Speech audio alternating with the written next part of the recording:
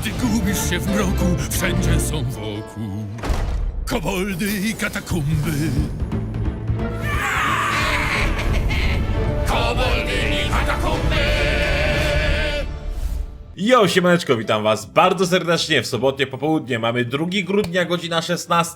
I jak część z was zapewne wie, to jest data, w której pokazuję nową, niepokazaną przez nikogo jeszcze kartę z koboldów i katakumb, dzięki Blizzardowi oczywiście. Tak więc, moi drodzy, nie będę tutaj przedłużał, nie będę robił 2-minutowego wstępu, aczkolwiek lajka możecie zostawić, kappa. I oto karta. Kosztuje 2 punkty many, jest bronią, nazywa się Rękawica z ostrzem, ma atak równy twojemu pancerzowi, oczywiście jest to broń do Warriora, nie może atakować bohaterów, no jest to logiczne, ma 0 ataku bazowego i 2 punkty durability. W wersji angielskiej Bladed Gauntlet, i tutaj proszę tam opis, ładnie, taką kartę Blizzard ofiarował mi do zaprezentowania, czyli epicką broń do wojownika. Parę słów o niej, może tak na początek. Tak jak widzicie, jest to broń za 2 many, czyli teoretycznie można powiedzieć, że to taki następca Fiery Waraxa. Natomiast do Fiery Waraxa absolutnie bym tej broni nie porównywał. Nie jest to broń przede wszystkim nastawiona na early game.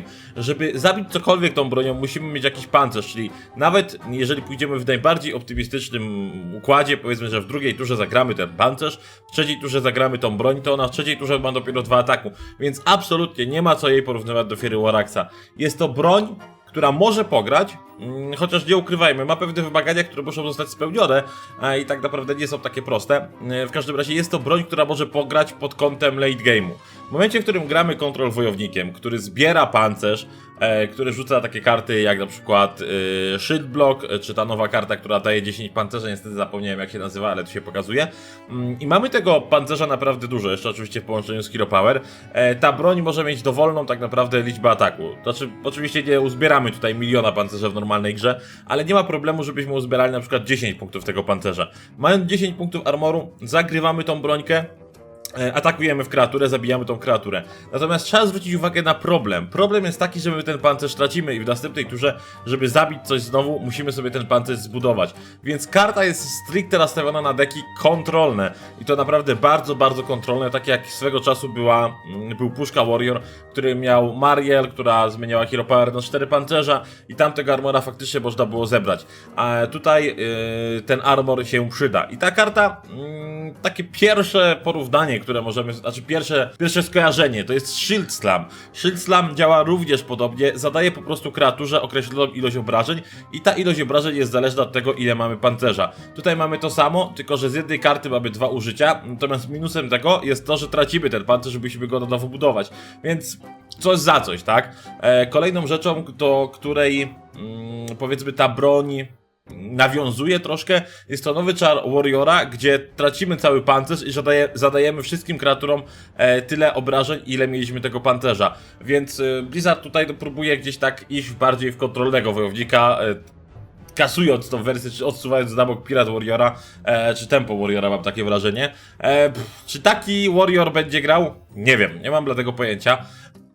Trzeba by przede wszystkim znać wszystkie karty, które będą w dodatku, żeby to określić. Czy taki Warrior może grać? Jak najbardziej może grać. Czy ta karta może grać w tym deku? Nie wiem, szczerze powiedziawszy.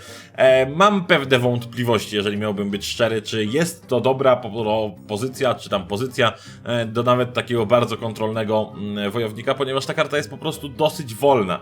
Ona faktem daje nam możliwość zabicia z jednej karty dwóch stronników, natomiast czy warto grać taką kartę kosztem tego, że będzie ona problematyczna i trzeba spełnić jakieś warunki, żeby jej użyć? No to już pozostawiam wam do oceny. Jest szansa, że pogra, ale to nie jest szansa taka, wiecie, patrzymy na kartę, wiemy, że ona będzie grać. To jest karta, na którą patrzymy i tak mówimy, no z jednej strony ma plusy, a z drugiej strony ma minusy. Czy będzie grała, no to się przekonamy po wyjściu dodatku. Ja jeszcze powiem tyle, że ona może być całkiem interesująca do Dungeon Runów, gdzie możemy sobie grać wojownikiem i składać go znaczy do Dungeon Runów, w Dungeon Runach w sumie, właśnie składać go pod taką kontrolę i gdzieś tam w tych Dungeon Runach możemy właśnie z tej broni zabić dwóch większych stronników kosztem tylko 2 many, więc jest to dosyć interesująca propozycja. Jaka karta jest? Taka jest, sami widzicie, dajcie znać, co wy o niej myślicie. Mam nadzieję, że No, że cieszycie się, że mogę kartę pokazać, no bo ja się cieszę. Bardzo się cieszę. Tak więc mam nadzieję, że zostanie mi to dane w przyszłości. A póki co to chyba wszystko. Dziękuję wam bardzo serdecznie za oglądanie. Mam nadzieję, że filmik się wam podobał i widzimy się w następnych filmach lub na streamach. A póki co na razie, do zobaczenia. Hej, spają, see ya!